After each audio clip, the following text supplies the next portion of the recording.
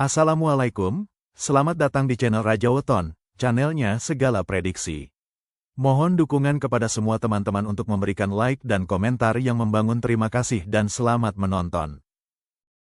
Kali ini kita akan membahas berita yang menegangkan tentang kematian pemimpin tertinggi Iran Ayatollah Sayyid Ali Khamenei yang berdampak pada lanjutan Piala AFF Futsal Putri 2026. Oke, selamat datang. Kali ini kita akan membedah sesuatu yang kedengarannya agak aneh ya. Gimana caranya sebuah krisis politik besar di Timur Tengah kok bisa-bisanya berpotensi ngirim gelombang dampaknya sampai ke sebuah turnamen olahraga wanita di Asia Tenggara? Yuk kita langsung bahas. Nah, ini dia pertanyaan utamanya. Di satu sisi, kita punya politik internasional yang pertaruhannya tinggi banget.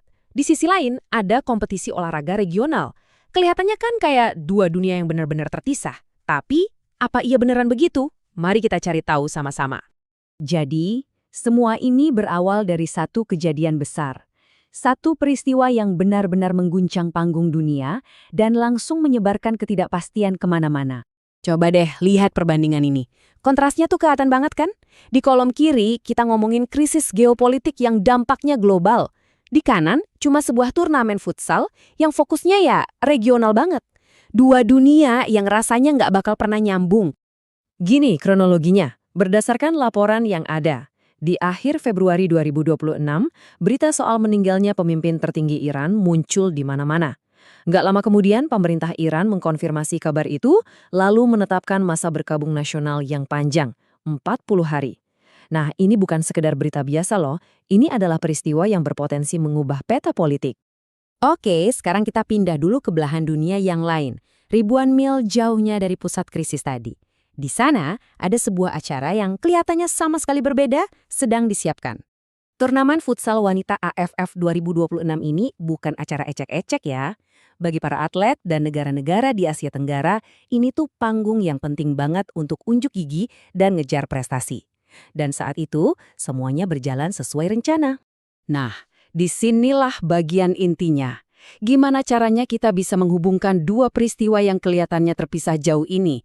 Penting banget untuk dicatat ya. Kita sekarang beralih dari fakta-fakta yang udah dilaporkan ke ranah analisis.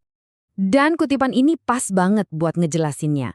Sumber yang kita gunakan juga sangat jelas. Apa yang akan kita bahas selanjutnya adalah skenario-skenario potensial, bukan sesuatu yang sudah pasti terjadi. Ini tentang memahami kemungkinan, bukan melaporkan fakta. Untuk bisa ngebayangin gimana ini bisa terjadi, kita perlu paham konsep yang namanya efek riak. Coba bayangin kamu lempar batu ke kolam yang tenang. Riaknya akan menyebar jauh melampaui titik batunya jatuh. Nah, persis seperti itu. Konsep inilah yang akan kita gunakan untuk 3 skenario berikutnya. Jadi, berdasarkan analisis, setidaknya ada 3 cara utama gimana krisis di Iran ini secara hipotetis bisa menciptakan riak yang dampaknya sampai ke turnamen futsal tadi. Skenario potensial yang pertama, dan mungkin yang paling gampang kepikiran sama kita semua adalah soal keamanan.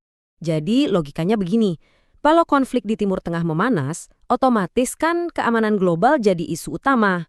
Ini bisa berdampak ke perjalanan internasional, misalnya ada perubahan rute penerbangan atau pembatasan transit.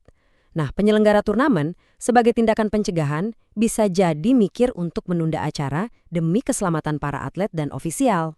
Skenario kedua ini geser sedikit, bukan lagi soal logistik, tapi lebih ke ranah opini dan tekanan publik. Alurnya bisa kayak gini. Konflik yang besar dan lama seringkali memicu gerakan sosial di mana-mana. Kelompok-kelompok aktivis bisa mulai menekan sponsor dan penyelenggara dengan argumen kalau nggak pantas ngadain pesta olahraga di tengah krisis kemanusiaan. Tekanan publik ini kalau cukup kuat bisa banget loh maksa penyelenggara untuk mempertimbangkan ulang acaranya. Dan skenario yang ketiga ini sering banget terlewatkan, yaitu soal perhatian kita semua soal media. Coba deh lihat bagian ini. Kalau ada satu peristiwa geopolitik yang super besar, itu tuh kayak nyedot semua oksigen di ruang redaksi. Berita-berita lain, apalagi yang skalanya cuma regional seperti turnamen olahraga ini, tiba-tiba porsinya jadi kecil banget. Ketutup total. Terus dampaknya apa? Nah, ini bukan ke pertandingannya secara langsung, tapi ke ekosistem di sekitarnya. Sponsor itu kan bayar untuk dapat exposure. Kalau media nggak meliput, nilai sponsor jadi turun kan? Jadi meskipun pertandingannya tetap jalan, nilai komersial dan perhatian publiknya bisa sangat terpengaruh.